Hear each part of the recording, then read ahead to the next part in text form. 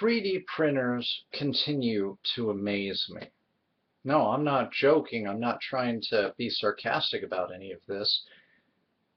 I so desperately want one, though, to be honest with you, at this point in time, since I'm not into my main video, my entertainment video production, I really wouldn't know what to do with the thing even if I had it at this point in time. But someday, it is still a dream of mine to have one before I die, because I want to be able to create product, as well as props and other things of that nature here. But surgeons replace 75% of guys' skull using 3D printer. It's the latest marvel from a nascent technology. The world of 3D printing continues to impress. Now, experts have used it to replace 3/4 of a man's skull. The team obtained images of the needed skull section using CT scans. They then made the replacement by layering a special type of plastic known as PEKK. Now, I haven't done a lot of research on PEKK, but sounds like a promising type of plastics there, whose rough surface helps with bone cell growth.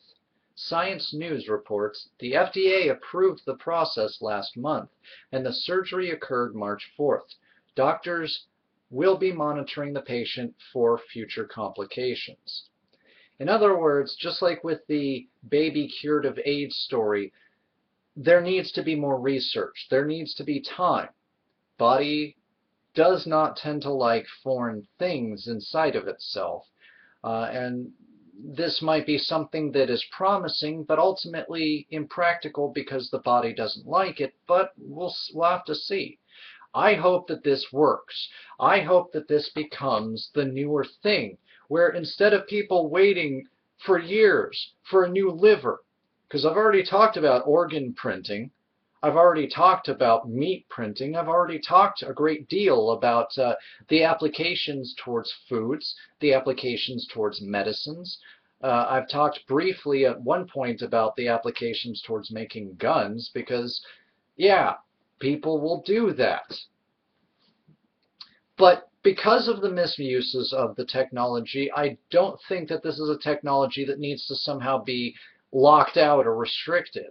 If anything, I look forward to the day when 3D printers are every bit as cheap as your average printer. Hell, I think I've got a printer on top of a printer. No, I don't have that old one. But, I mean, you know, it's that old ideal of like the redneck TV stand, which is cloth draped over an old broken TV so that the new TV can be at eye level and all this other stuff. And it's a joke because in part it's true on some level. I mean, obviously not with these flat screens, but we're talking like CT TVs, closed circuit televisions there. But the idea was the technology got so cheap that even some of the poorest households had at least one in their home. Printers, regular printers, have even gained a bit of that status as of recent. So there's no reason not to think eventually 3D printers will be a thing of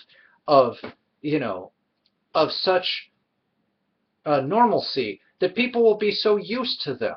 The kids will be bored with them, just like they'll someday be bored with being able to take weekend vacations to the moon and possibly to Mars. I mean, things we can barely fathom in this day and age, or at least we couldn't have fathomed as a child as having been, though of course we had always hoped, are starting to slowly come to fruition and become something much grander than what we might have originally imagined, even through things like, say, science fiction. I mean, we're getting close to being able to have a replicator as far as, oh, I want tea, Earl Grey, hot, for you Next Gen fans there from Star Trek there, having something that could practically produce something out of nothing. Obviously, right now, the technology is such that you do need something, but that's still the fact that we could have something and could print out a meal. I mean, this isn't something that's likely to put the supermarkets out of business, but heck, for those who are so damn concerned or think that the FDA is corrupted and it's bought off and GMOs, oh no's, and all this other bullcrap that people are throwing out there despite the evidence to the contrary.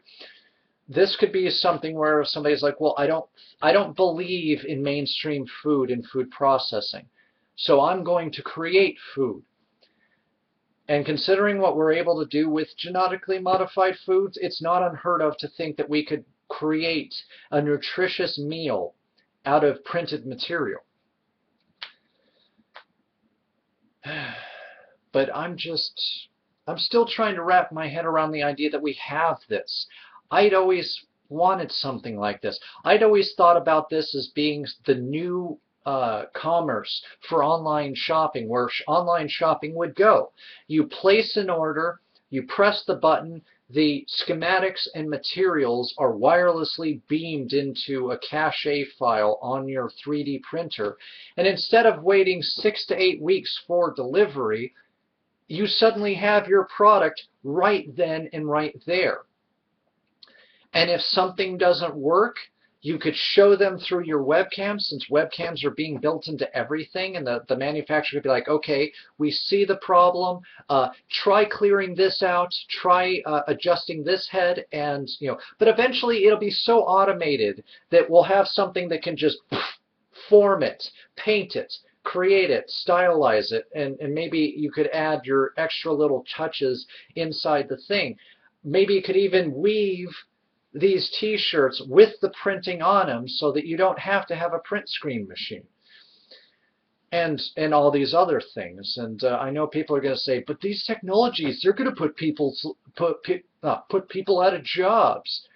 To which I say, look, I have sympathy for the job market, but because we're wanting to hold things back because jobs. Well, why do we have so many people who need so many jobs? Because we've been screwing like rabbits without any sort of forethought of the consequences of population increases, or we don't believe in contraception, or adoption, or abortion.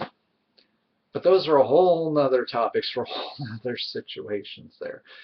But I may live long enough to see the day when 3D printers are so commonplace that people have 3D printers to hold up their 3D printers. I mean, I do absolutely believe this, because there's no precedent for me not to think that. Most technology at times becomes so commonplace that people have 1, 2, maybe 3 of them, and maybe only 1 or 1.5 of them works, So it'll be interesting. I'm constantly keeping my eye on 3D printing technology, because I think that it has the capacity to do wonderful things, just as it might have the capacity to do awful things.